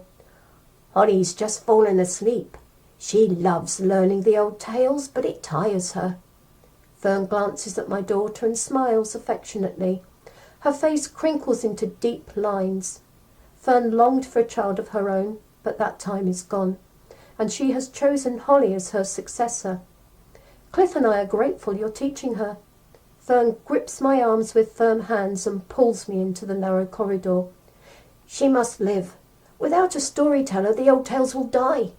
Bring Holly to the fireside tonight. Let her hear me tell the tale I'm teaching her so I can see how much of it she knows.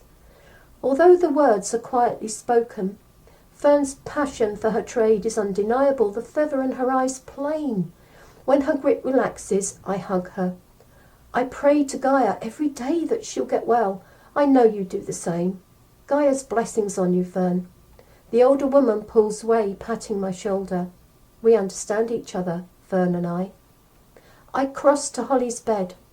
My daughter is one of the few children born in the past decade. She has pushed the coarse woolen cover down to her waist.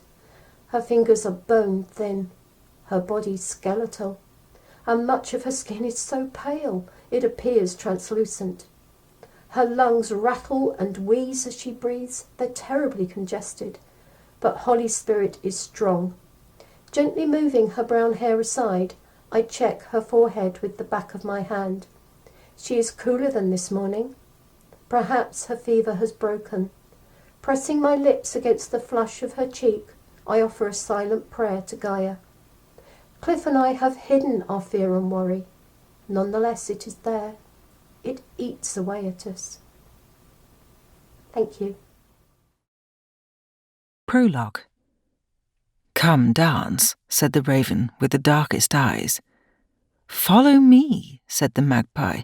Let me tell you my lies. So they danced as they walked, and they laughed as they talked, for in the shadows of the night the truth was out of sight. Chapter 28. Paddler's Walk was the new estate built to accommodate ex-travelling communities. It was open to anyone who had decided to end their caravanning days and settle permanently. It was located on the outskirts of Callachan town. Stacey and Mark didn't like to go there at all. As they arrived at Mr. and Mrs. Ward's home, they were greeted by the sound of barking dogs. Barking dogs usually meant danger. However, it turned out to be two very friendly Staffordshire Bull Terriers which belonged to the Ward family. "Well, you took your bloody time, didn't you?" challenged a man as he opened the door, wearing the stereotypical string vest, while shushing the dogs away. "Oh, hello. You must be Mr. Ward. I'm PC Mark Walsh, and this is Sergeant Stacey Lord. We're here to take a few details regarding the disappearance of your son. May we come in?" "Let them in, Paddy, and don't be so rude to the lady and gentleman. They are trying to help us after all." Mrs. Ward appeared with a tray of biscuits and the offer of tea. "Mrs. Ward, can you tell me what happened, please? And do you have a current photo of Patrick that we can take away with us? Or I could take a copy with my phone," asked Mark. "Well, he was here yesterday. He took Herod out for his exercise. It was when one of the other children brought the horse back this morning without little Paddy that we realised he was gone," replied Mrs. Ward. Okay. Do either of you know where he has been, or where the horse has been left?" asked Stacey. "The kid who brought the horse back said it was just left tied up at the park. Gone off with some girlie, no doubt." Mr. Ward smirked as he answered the question. Stacey, not liking his cavalier tone, decided to put him straight. "Mr. Ward, are you aware that we have had several children go missing in the last 8 weeks? We are extremely concerned that your 9-year-old son could be one of those." Stacey stressed 9 to emphasise the total inappropriateness of his comments. "Ah, I don't think anyone would take our Paddy. He will come home when he's hungry enough for sure." Well, so much for her comment then. "Please let us know if he comes back or if you hear anything at all. We must speak to him. In the meantime, we will do our utmost to find him, Mr. and Mrs. Ward. Thank you for the tea and biscuits." Rosalie Ward produced 2 photographs from an old tin, one of which was of her son with his beloved horse, and one of him at the ice rink with his friends from school. She handed them to Stacey, who had requested them earlier. "Mrs. Ward, does Paddy go to the ice rink often?" asked Stacey. Both Stacey and Mark could feel a surge of excitement. "Well, yes, as a matter of fact. He loves it there. He goes whenever he can, but he is also devoted to his horse. It takes up all of his money, when he has it, that is. That's how I know he is missing, because he would never ever not feed or work hard, not for anything or anyone." Stacey and Mark left the house and sat in their police car. "I'm getting a really bad feeling about this ice rink, Mark, aren't you?" "Well, it's odd, isn't it? How one of the missing kids was a skater, and now this one was a regular visitor." "Right. We'd better ring this in. I'll drive, and you call it into the office. Let's give that ice rink another visit, shall we?"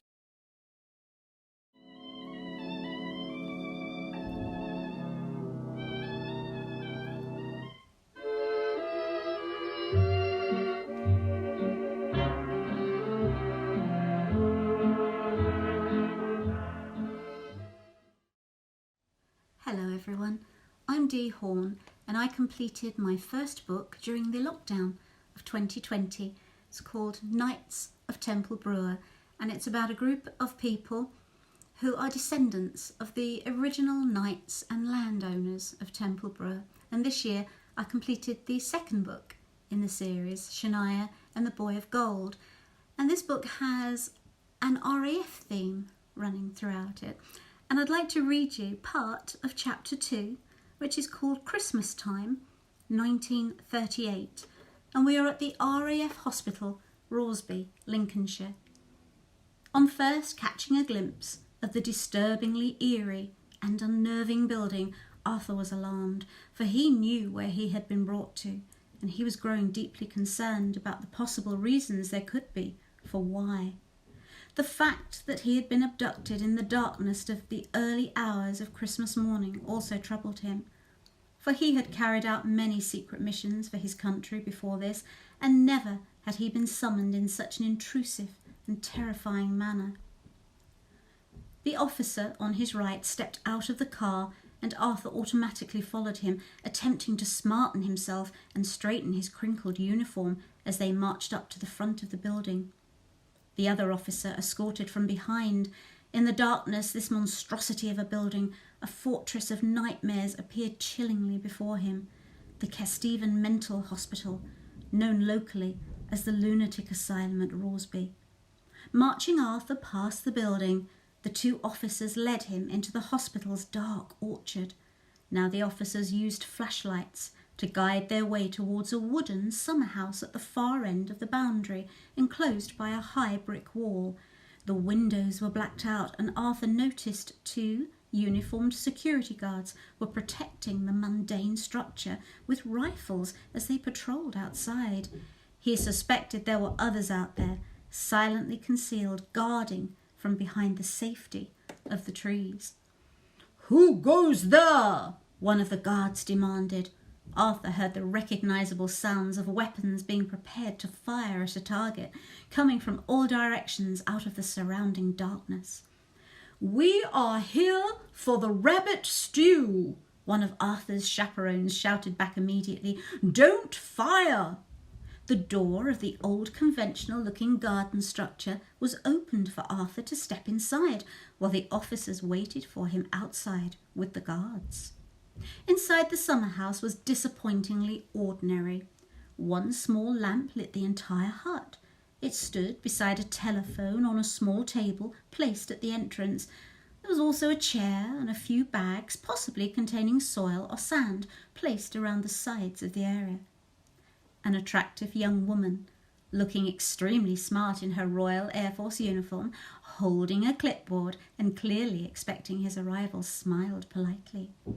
"Could you please confirm your name, your father's name, and your place of birth for me, please, sir?" she asked him in a well-spoken and professional tone. Arthur studied her for a moment before replying, "Yes, I could. But could you first please tell me why I am here? What is this all about?" Suddenly appearing annoyed, her attitude and manner completely changed. "Answer the questions!" Arthur was feeling too fragile at that moment to argue further. "My name is Arthur Harrison," he began, "and my father's name was James Harrison. I was born in Simla, India. Now please, can you explain to me what am I doing here?" Completely ignoring his question, the woman replied almost patronisingly, "Very good. Well done, sir." She then lifted the telephone receiver placed on the table in front of her and said efficiently, "There is a carrot in the rabbit stew. I repeat, there is a carrot in the rabbit stew." Then she tapped the mouthpiece of the telephone receiver against the table 3 times. By this time, Arthur was getting more than agitated. "What the—" To his astonishment, the young woman turned her back on him, bent down to lift open a large wooden trap door, revealing steps leading underground. "Off you go, then," she said brightly. "What?" Arthur looked back at the smiling young woman. "You expect me to go down there?" "I would rather you did, sir," she replied politely. "Otherwise, I will have to shoot you." She patted the leather holster fastened neatly around her narrow belted waist that contained her small but lethal weapon. Feeling confused and slightly intimidated, Arthur walked around the table and began descending the steps. He was aware of the trapdoor closing down above him as his eyes slowly adjusted to the dim lighting inside the long corridor where he now found himself stood alone. He noticed there were doors on both sides, but one at the very end of the tunnel opened suddenly. Arthur saw a face that he immediately recognised from the newspapers. He had heard rumours that a team of pioneering plastic surgeons were in Lincolnshire inspecting various potential sites for a suitable crash and burns unit in preparation for the inevitable approaching war. The face of one of the leading surgeons was now beckoning to him. "Come along, dear boy. We haven't got until next Christmas, you know," he called. Having come to a complete halt out of utter astonishment, Arthur quickly grabbed his thoughts together and proceeded to walk through the tunnel and into the dimly lit office, where 4 other men sat waiting for him. 3 of the strangers were wearing military uniforms, and one was dressed extremely dashingly, like a city banker or a Conservative politician. Each was sat comfortably, either smoking a cigar or holding a glass of whisky, or both. The air was thick, dry and smoky, causing him to feel worse than he already did. The surgeon closed the door and sat himself down in the leather chair behind his desk. It was quiet for a few seconds as the men stared at Arthur and he at them. Then the man in the suit spoke. "Tell us about your family, Arthur." Arthur was confused. "Well, what do you want to know? I don't understand. What is it that you want with me?" Next, a man in a high-ranking uniform raised his loud, menacing voice. "Tell us about your parents, and that is an order." Arthur could feel his heartbeat racing as he fumbled for something immediate to say. He began, Well, I was born in India, as you know.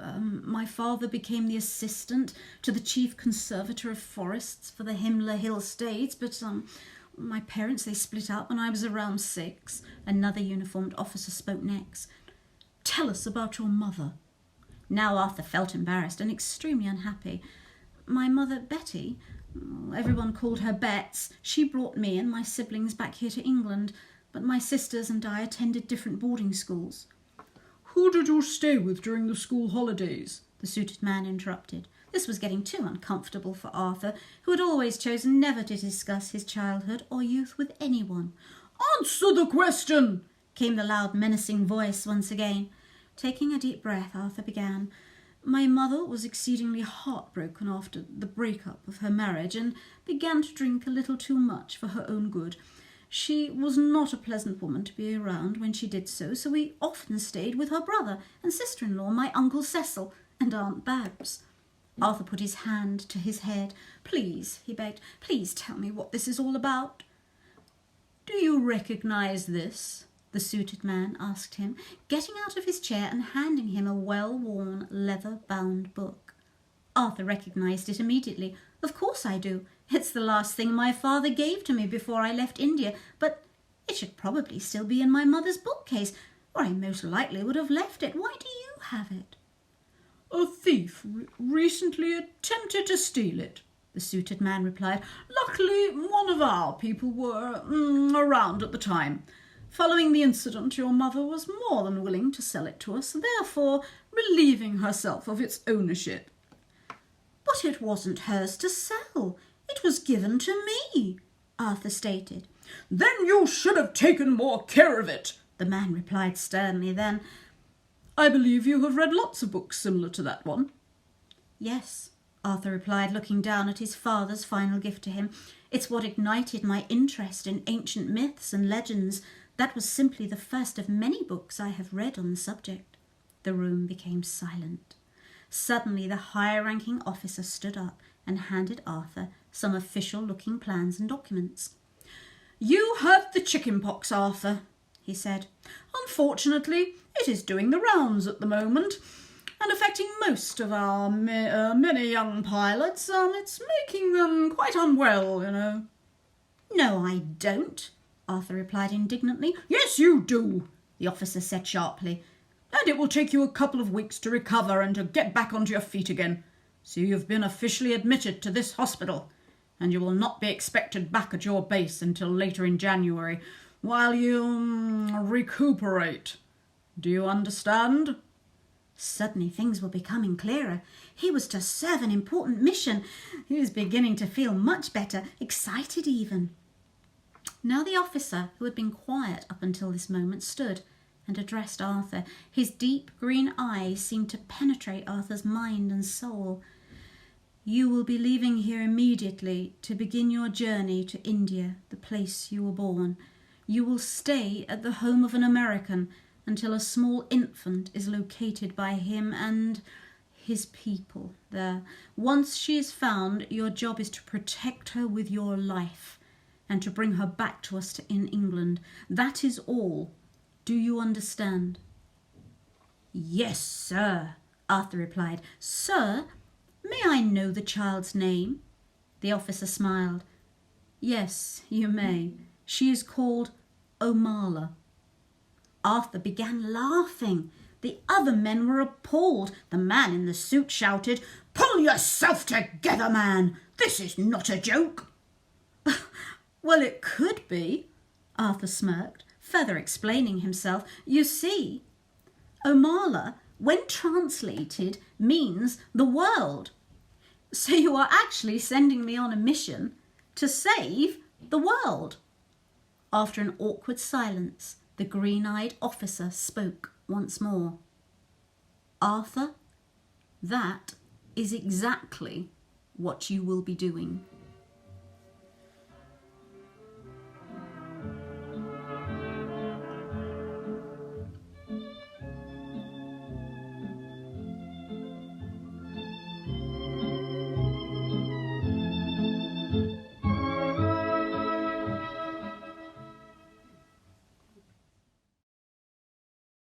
The Stars That Guide You Home, written by Gemma Robinson, read by Johnny Peyton Hill. The rolling green hills and the smell of pine trees are a familiar, homely sight and scent after so many years away. To be summoned back to the capital by King Edmund was unusual, but most welcome. It feels good to be home. The last time I saw Edmund was before he gained his kingship and was a mere boy of 16. His father, King Alfred, wanted me to teach him about the world in order to prepare him for the life he was destined to lead. Though a medical doctor by trade, I had also worked as a private tutor for the families of lords and ladies, teaching their children the beliefs of the old gods and the sciences of the new world, as well as politics and languages. Edmund was a trying student at times, highly intelligent but unwilling to listen, instead choosing to believe in his ideas alone, stating on more than one occasion that, in the end, the people would take his word as gospel when he became king. Despite this, I was fond of him. Beneath the arrogance, he could be charming and polite. I knew that if he could channel those aspects of his personality and dispel what I hoped would be the arrogance of youth, he would grow to be a great king. The sound of the gates opening snaps me back from my thoughts, and as my carriage pulls closer to the long stretch of road leading to the palace, I take a moment to look properly at what is now Edmund's. And the difference is marked. Where King Alfred had maintained the traditional beauty of the building, Edmund had chosen to adorn the turrets with gilded statues of cherubs and eagles alongside draping banners of ruby and gold. Despite my reservations at this new feel to the palace, I am still looking forward to reacquainting with Edmund after all these years.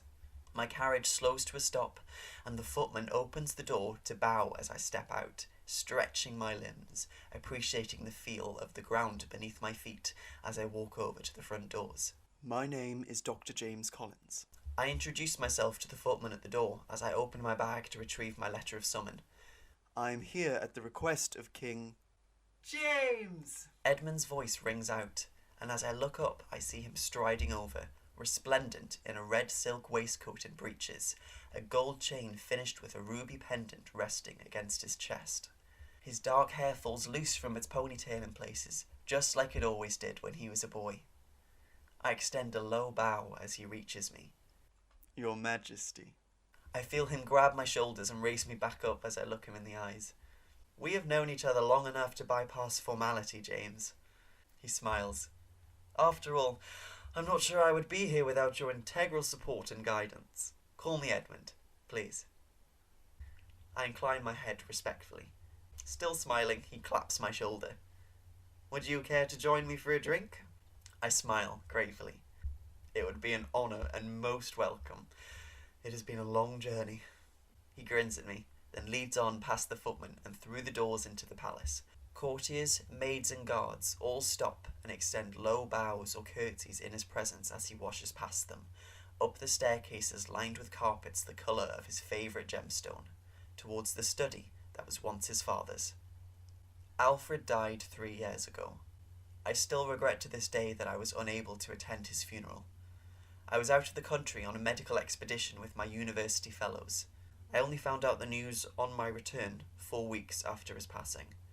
I counted him as one of my dearest friends, and not to be able to be present on his final journey out of this world is something that will live with me until the end of my own days. We reach the door and Edmund goes straight over to the drinks cabinet. As he pours 2 glasses of port wine from a crystal decanter, I take the time to look around the study which used to be his father's space. A lot remains the same. The same books on philosophy and ethics still stand on the large oak bookshelf, and the most comfortable ornate armchairs still take pride of place in front of the roaring fire, where Alfred and myself would often sit late into the night discussing a variety of matters. Newer additions which I have never seen before include various unrelated objects placed underneath crystal cloches. A gold button, a silver ring set with an emerald and engraving which I cannot quite make out, a trio of bronze coins. And most disturbingly, a dagger, blood-stained and muddied at the hilt. I see you are admiring my trophies. Edmund's voice takes me by surprise as I turn to see him standing behind me, brandishing 2 goblets full to the brim with ruby red port. I've been busy since I gained my kingship, James. I've won many battles to maintain the freedom of these lands and my rights as king. Some big, some small, but not insignificant. I like to take a little souvenir from each of my victories to remind myself of the glories and remind others that I am not a person to be taken lightly. He walks towards the cloche covering the dagger, placing a hand on top of it. My battle with the King of Philion. It went on for 4 long months, but I got his surrender in the end, taking his dagger, which had been his father's, for good measure. And the ring? I ask, clearing my throat. That one has the best story of all. He grins. But it will have to wait for another time. as I have some wonderful news to share with you, James. He gestures to the chairs, and I gratefully take a seat, appreciating the warmth and comfort. Carriage riding, though by no means a rough way to travel, can get uncomfortable by the fourth day of jolting along old stone roads and forest trails. What is your news then? I inquire as I sip my port, admiring the depth of flavour with a satisfied sigh. He gives me a knowing grin. Well, he begins, placing his own goblet down on the table as he looks at me. This may come as a shock, James. At times I can hardly believe it myself. But I am a married man. I look at him, trying to figure out if he is being serious. Surely if he were married, I would have heard something. We had to keep the wedding as quiet as possible, he explains, sensing my confusion. Sophia had found herself in a spot of trouble. We didn't want to draw attention to the fact that she was back here in the capital. Sophia? I look at him in astonishment. As in Sophia Reynolds? He nods, and I shake my head. I heard she left the capital years ago. No one had seen or heard from her. She did, he nods. As I said, she had managed to get herself into some trouble. She had found herself living with a man who was cruel to her. He was a drunk. A violent drunk who hurt her quite badly, James. Of course, as soon as I heard all of this, I made arrangements to take her out of that horrific situation and bring her back here. Then, one thing led to another. Old feelings reappeared and... He's smiling widely, and I hold out my hand to shake his in congratulations. But a niggling part of me can't help but wonder about the unlikeliness of the situation. From my distant memories of Sophia, she never wanted anything to do with Edmund. Her disappearance from the capital was thought of by most people as a desperate attempt to escape an arranged marriage, which she wanted nothing to do with. Still, I smile back at him, clapping him on the shoulder. Where is she then? I would very much like to meet her. Edmund frowns. I must admit, James, that's partly the reason for my asking you here. He smiles ruefully. I apologise if you feel I have asked you here under false pretences. She's ill? I inquire carefully, and once again he gives me a puzzled frown, shaking his head. No, not ill in the traditional sense, he begins before breaking off. He takes a deep breath before continuing. It is an affliction of the mind. I see. I nod thoughtfully. She will not leave her chamber. She hardly eats and barely says 2 words, even to me. He sits down heavily in his chair. I remain standing, watching him closely. When did this start? Not long after we were married, which is now a month ago. Everything was wonderful, and then suddenly it was like she turned into this different person. You said that she had suffered quite badly due to this other man, I say thoughtfully. It is possible that old memories are returning and causing her to retreat into herself because she is frightened of what she went through. Would you attend on her? He says. He looks tired, his face anguished. To see what you think, to see if you can help her? You are aware that afflictions of the mind are not my specialism, Edmund. I'm not sure how much use I will be. I trust you, James, he says seriously. I trust you and your opinion. Please. Looking at him again, I smile and nod. If it is what you wish, then I will be glad to. I shall attend on her tomorrow morning and do my best to help her. He smiles gratefully, lifting his glass to clink against mine. I was now aware of the reason behind being summoned to the palace. It would appear there was lost time which Edmund and I had to catch up on, and so we stayed up late into the night, talking and exchanging stories until the fire burnt away into the embers. The next morning, I knock lightly at the door to Sophia's chamber, and after a few moments it is opened by a young girl, who I assume is her lady-in-waiting. She curtsies, and I bow respectfully. My name is James Collins. I introduce myself with a smile. I'm a doctor. King Edmund has requested that I call on Lady Sophia as she has been unwell. She nods. Lady Sophia is in bed, she replies.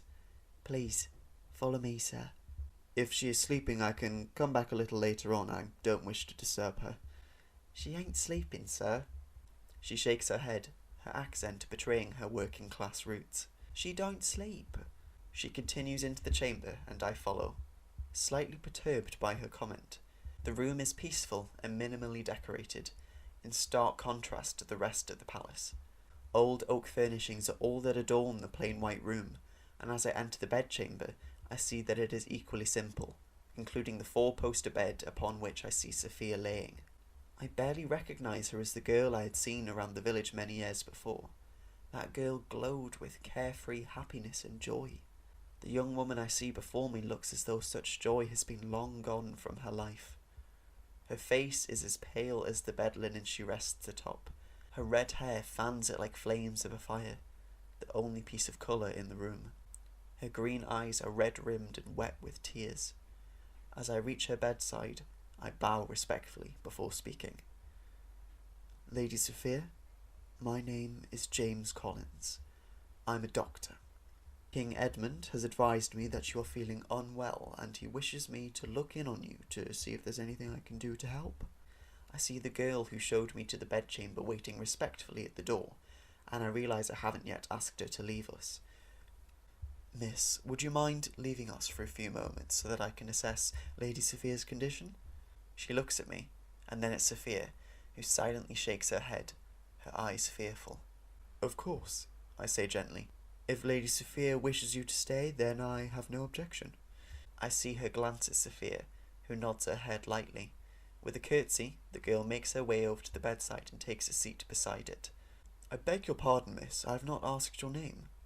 She offers me a small smile. It's Annalise, sir. And you are Lady Sophia's lady-in-waiting, yes? Annalise nods. I turn to look at Sophia, but she gives no reaction that she is even listening to what we are saying. Medically, aside from the fact that she appears distant and visibly upset, the only thing which concerns me greatly is her right arm, which is both bruised and covered in painful-looking raised blisters. May I take a look at your arm, my lady? She doesn't respond, so I reach out my hands to take her arm and take it as a good sign that she's all right with it when she doesn't pull away. As I turn it as gently as I can, I hear her wince in discomfort. How did this happen? She remains silent.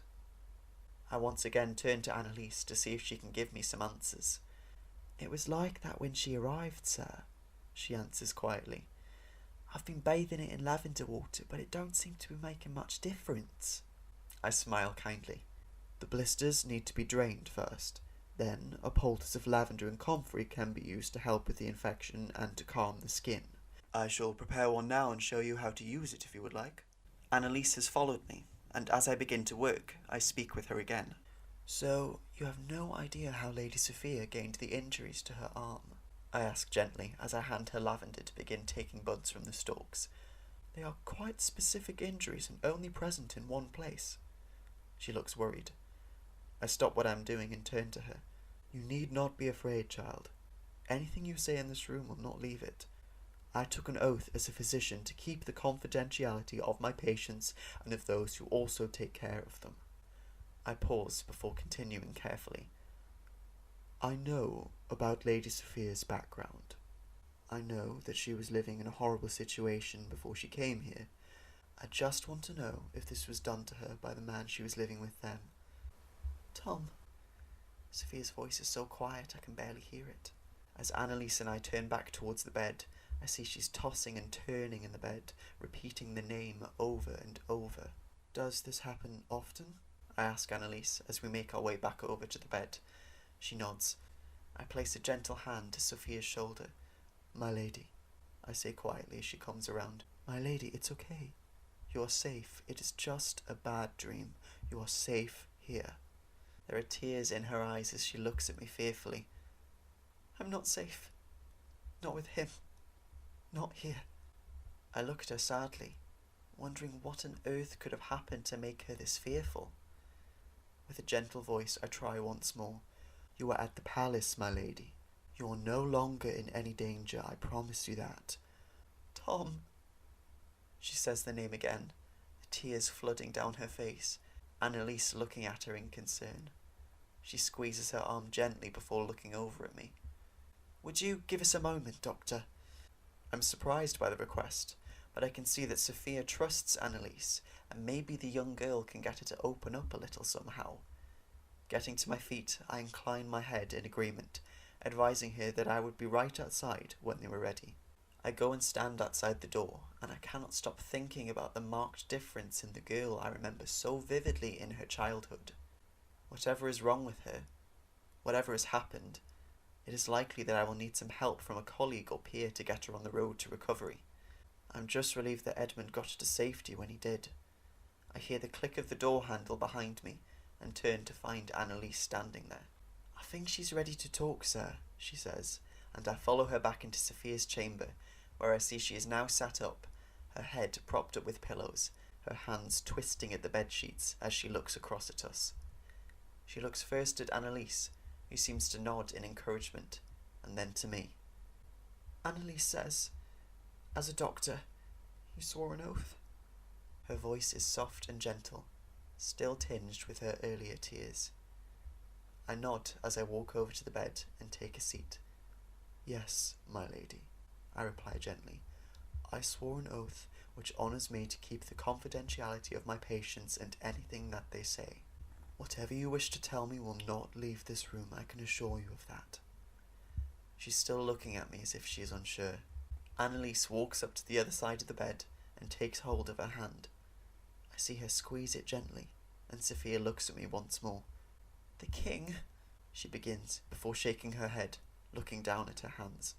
"Nothing can happen to you in this room, Lady Sophia," I say, trying to encourage her. "All I wish to do is to help you." "The king is not my husband," she says it suddenly, the words exploding from her like she's wanted to say something for so long. I look at her in bafflement. "I do not understand, my lady." She is looking at me, her green eyes full of pain and fear and confusion. "He brought me here against my will. He forced me to marry him. But I cannot be married to him, for I am already wed." I look across from her to Annalise, who seemed as shocked as me at what she is hearing. I look back at Sophia, carefully. "You are already married?" I ask cautiously. "King Edmund says that you are living with a man." "Tom," she says achingly. "Tom Thornton. We married a year ago. Then one day, when he was out at work, the king's men came and kidnapped me. They brought me here, and I was forced to marry the king. I didn't want to. I told him I couldn't and wouldn't, as I was already married, but he forced me." She thrusts her injured arm towards me, her eyes blinded with tears. "They held a burning candle to my arm until I said the vows. I didn't want to, but it hurt too much. I couldn't bear it."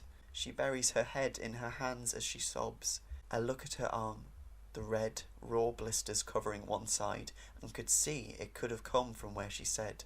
Yet she is clearly sleep-deprived and hysterical, so maybe she just doesn't know what is real and what is not. "The king said that this man was cruel to you." "No." She shakes her head strongly, cutting me off. "No, not Tom. He would never lay a finger on me. It is all lies. Lies to keep me here.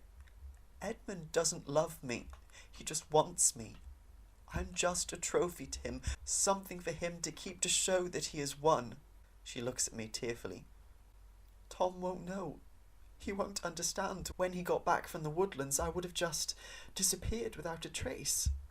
He will be heartbroken. I need to get back to him. You have to help me, please." She grasps for my hands, but I don't know what I'm supposed to do. My head is spinning. It is all too much to take in. "You don't believe me," she whispers, dropping my hands. "I told you all of this, and you think I am lying."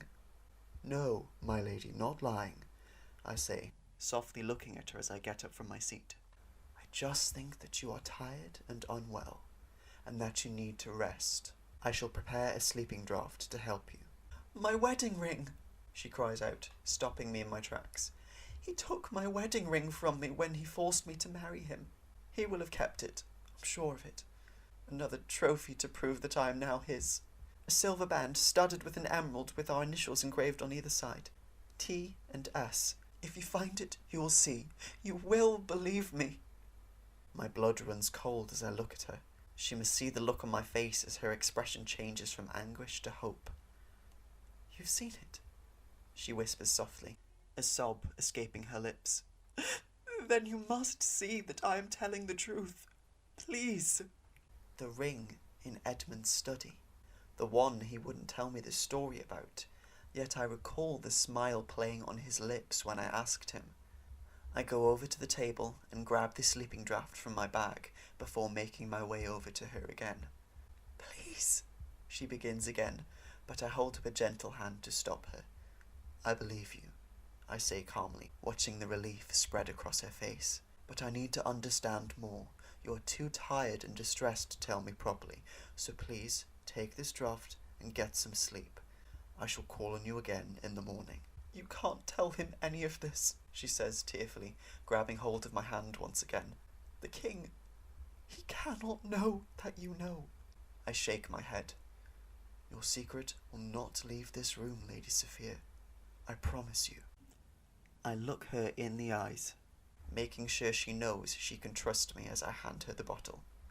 She drinks it, the effect instantaneous as her eyes flicker shut, and she falls into her first proper sleep in what I can only assume a very long time.